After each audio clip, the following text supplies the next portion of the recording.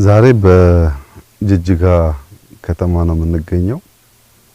ጅጅጋ ከጥቂት ጊዜ በፊት መተን የመጎብኘት እድል ነበረን። አሁን ያየነው ጅጅጋ ከዚህ ቀደም ካየነው ጅጅጋ በእጅጉ የተለየ ነው። 60 ኪሎ ሜትር ገደማ መንገድ ከተማ ውስጥ ተገንብቷል። ወደ 10 ኪሎ ሜትር የሚጠጋ ወክዌይ ተገንብቷል። 10 ኪሎ ሜትር የሚጠጋ የባይክ ሩት ተገንብቷል። በስፋት ተተክሏል። በብዙ ሺዎች የሚቆጠሩ አዳዲስ ቤቶች ተገንብተዋል። መብራት በስፋት ከተማ ውስጥ ተስፋፍቷል።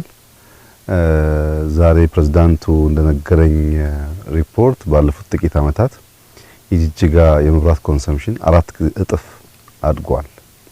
እና በመብራት በመንገድ በወክዌይ ባይክ ሩት በሃውሲንግ በብዙ ሺዎች ነው የተገነባው። እንዳያችሁ ከተማ በጣም ተሻሽሏል፣ አድጓል። የኮሪደር ዴቨሎፕመንት ያልነው ስራ በመፍጠር የጭስ አልባውን ኢንዱስትሪ በማነቃቃት የሰዎችን የአኗኗር ዘይቤ በማሻሻል እየተጫወተ ያለው ሚና በጣም ከፍተኛ ነው። ጅጅጋ ላይ ያየነው ለውጥ በአዲስ አበባ ከምናቀው ለውጥ በምስራቁ የሀገራችን ክፍል ምናልባት በጣም ትልቁ ከተማና ትልቁ ስራ ሊሆን ይችላል። ይሄ በጣም ተስፋ ሰጪ ነገር ነው። የከተማ የማስዋብ ስራ መገንዘብ የሚያስፈልገው በሚቀጥሉት 15-20 ዓመታት ማክሲመም አብዛኛው የማህበረሰብ የመኖሪያ ስፍራ ከተማ ይሆናል። ከተማን ስናዘምን ለልጆቻችን የሚመች የሚመጥን ሀገር እየሰራን ነው ማለት ነው። ከተማን በፕላን በእቅድ ካልሰራን ደግሞ በአንድ አካባቢ በጥግጊት የሚኖርበት ገሃነም ሊሆን ይችላል። ብዙ ጊዜ እቅድ የሌለው ከተሜነት አስፋፋ ስርዓታችን ከመጠጥ ውሃ ጋር፣ ከመብራት ጋር፣ ከመንገድ ጋር፣ ከሽንት ቤት ጋር ያለው ችግር ይታወቃል። ከተሞቻችን ካልጠፋ ቦታ በወግና በቅጡ በፕላን ባለመገንባታቸው በብዙ ቦታ የችግር መንስኤ ሲሆኑ ይታያል። ከተሜነት የሚያስፈልገው ለተሳለጠ ሰርቪስ ነው። በቅርበት ሁሉ ነገር በምቾት ለማግኘት ነው። የልጆች ትምህርት ቤት፣ የጤና ተቋማት፣ ሌሎች የመንግስት ሰርቪሶች፣ መብራት፣ መንገድ ለማግኘት ነው እንጂ የተጨናነቀ ኑሮ ለመኖር አይደለም። በዚህም ምክንያት ጅጅጋ ላይ የተሰራው ስራ፣ ሀረር ላይ፣ ድሬዳዋ ላይ የተሰራው ስራ በምስራቁ ክፍል የሚያመላክተው ምንድነው? ሰዎች ወደ አንድ ከተማ ብቻ ከመጉረፍ በየአካባቢያቸው የነሱን ባህል፣ የነሱን ታሪክ፣ የነሱን መልክ፣ የነሱን ጂኦግራፊ አቀማመጥ፣ የነሱን መልክዓ ምድራዊ ሁኔታዎች ከግምት ያስገባ የከተማ አመሰራረት ዘዴ ከተከተል ሰዎች በየአካባቢያቸው ስለሚኖሩ አንድ ከተማ ላይ መሰብሰብ ባህሪን ይቀንሳል። እና ከተማን ስናዘምን የምንሰራው ነገ የልጆቻችንን መኖሪያ ነው። ታዲያ እንደዚህ ያለውን ድንቅ ስራ ለምንድነው አንዳንዶች የማይቀበሉት? በተለይ ራቅ ካሉ አካባቢዎች ያለን እንደሆነ በቃ ለአፍሪካ ለኢትዮጵያ ያ የጨቀየው ያላማረው ነገር በቂ ነው ብሎ የሚያስቡ ሀገራት፣ ግለሰቦች፣ ቡድኖች ብዙ ጊዜ በደስታ ያዩት።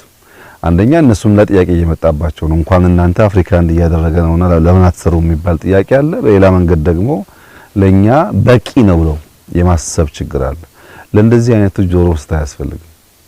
ለኛ የወጀንን የሚያስፈልገን የሚጠቅመንን እኛንም እናቀው የወጀንን የሚያስፈልገንን ከኛ በላይ ለዜጎቻችን የሚያስብ ከኛ በላይ ለሀገራችን የሚቆጭ ከኛ በላይ የኛን ልማት የሚያስብ ኃይል አለ ብሎ መጠበቅ የዋህነት ነው። ያማ ቢኖር ለረጅም ዓመታት እንዲሆን ባልቀረን ነበር። ይሄ ጭስ አልባው የሚባለው የቱሪዝም ሴክተር ደግሞ አሁን እንኳን በሀገር ደረጃ ውጤቱ እየታየ ነው ያለው። እንግዲህ ሰምታችሁ ከሆነ ጅጅጋ ላይ 30 ገደማ ሆቴሎች የተገነቡ ናቸው።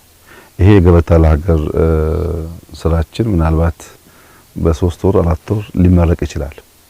የገበታ ፕሮጀክት መቼም በየከተማው እያመጣ ያለው ተጨማሪ ቫልዩ በጣም የሚገርም ነው። አሁን በሶማሌ ክልል ውስጥ በእንደዚህ ያለ ጽዳት፣ በእንደዚህ ያለ ላንድስኬፕ ስራ፣ በእንደዚህ ያለ ስፋት እንኳን ሆቴል ቀርቶ ሰፈርም አይገኝም። እያመጣ ያለው ቫልዩ ሲቪሊቲ ነው። ያኗኗር ዘዬ፣ ያገነባብ ዘዬ አንድ ሰው ምን አይነት የኑሮ ደረጃ ቢኖር ምቹና ተገቢ እንደሆነም ጭምር ትምህርት እያመጣ ነው ያለው። ይሄ ቦታ ሲጠናቀቅ በዚህ ከባቢ ያሉ የጎረቤት ሀገራት ካለም ጥርጥር እዚህ መጥተው መገልገላቸው አይቀርም እና ገበታ እዚህም አርባ ምንጭም ጅማም ጎርጎራም በየቦታው የሚታየው ትላልቅ ቫልዩ ነው በከባቢው ላይ ያመጣ ያለው። ይሄን በሶማሌ ተደግሞ በማየት በጣም ደስ ብሎኛል። ለሶማሌ ክልል በዚህ ሳይዝ በዚህ ልክ ትላልቅ ስብሰባ ሊካሄድበት የሚችል ብዙ ነገር በውስጡ የያዘ ቦታ ማየት ቀላል ነገር አይደለም። ይሄ ነገር በተቀመጠለት እቅድ መሰረት ተጠናቆ ለምርቃት እንደሚበቃ ምንም ጥርጥር የለውም። 85% የሚሆን ስራው አልቋል። አሁን የማሰማመር ስራ የቀራቸው ከጥቂት ወራት በኋላ ተመልሰን እንደምናስመርቅ ተስፋ አደርጋለሁ።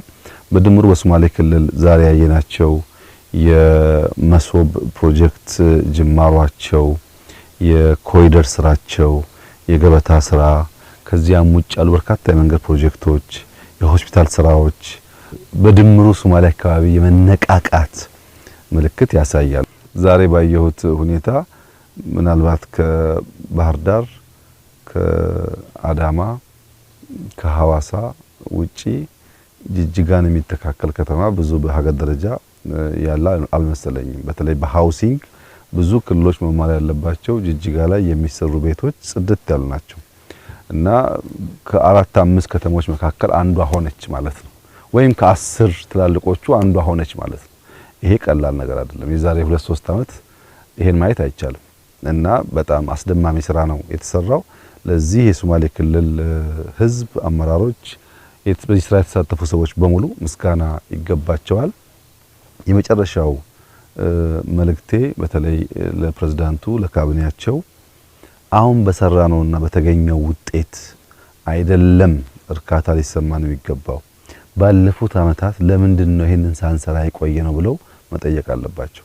ሰሞኑን ጓደኞቼ ጋር ስናወራ የ4 ኪሎውን ቤተ መንግስትና ዙሪያውን ብቻ ከ2 ዓመት በፊት 3 ዓመት በፊት የነበረውን ሁኔታ አንስተን እንወያይ ነበር። 4 ኪሎ ከአደባባዩ ወደ ሸራተን መውረጃው የፍሬንድሺፕ ፌስ 2 ፍሬንድሺፕ 1 ሳይንስ ሙዚየም የተሰራበት ያው የሚታወቅ ምን አይነት ሰፈር እንደነበረ የቤተ መንግስት ጋራዥ፣ ብዙ ቆርቆሮዎች፣ የጥበቃ ቤቶች የነበሩበት ነው። ከግቢ ገብርኤል ጀምሮ ደግሞ ጓሮውን ሲኬድ በጣም የሚያስፈራ የሚባል ሰፈር ነው። ለኑሮ ፍጹም ያልተመቸ ከፍተኛ የደህንነት መገለጫ የሆነ ሰፈር ነው። አዋሬ በተደጋጋሚ ስናፈርስ ታውቃላችሁ የሚመስለውን ነገር። አዋሬ ደግሞ በጣም የሚያሳዝን ሰፈር ነው። በጥቅሉ 4 ኪሎ የሚባለው ቤተ መንግስት 360 የተከበበው ከፓርላማ ውጪ የአብሮት ላይብረሪን ጨምሮ ከፓርላማ ከተሰራበት ውጪ በጣም የመጨረሻ ደህንነት፣ የመጨረሻ ችግር፣ የመጨረሻ የቆሻሻ ምልክት ሰፈር የነበረው። እንዴት ነው 360 ዲግሪ በቆሻሻና በደህንነት ተከበን እዛ ግቢ ውስጥ ተቀምጠን አገር እየሰራን ነው ብለን የምናስበው የሚል ጥያቄ ያስነሳል። ለረጅም ጊዜ እዛ ቤት ስንቀመጥ በቅርብ ርቀት ያሉ የኛን ጎረቤቶች ህይወት መቀየር ሳንችል እዛ የተቀመጥንበትን ጊዜ በመቁጠር ብቻ አገር እየመራን ነው ብለን ማሰብ አስቸጋሪ ነው። አሁን በኢትዮጵያ ደረጃ ምንም ችግር የሚባል ጠፍቷል፣ ሁሉ ተገንብቷል የሚል መመጻደቅ ተገቢ አይደለም። ገና ብዙ ስራ ይጠበቅብናል። ቢያንስ ግን በምንኖርበት ሰፈር ውስጥ ያሉትን ከባቢዎች በሙሉ ከነበሩበት ደረጃ በከፍተኛ ደረጃ አሻሽለናል።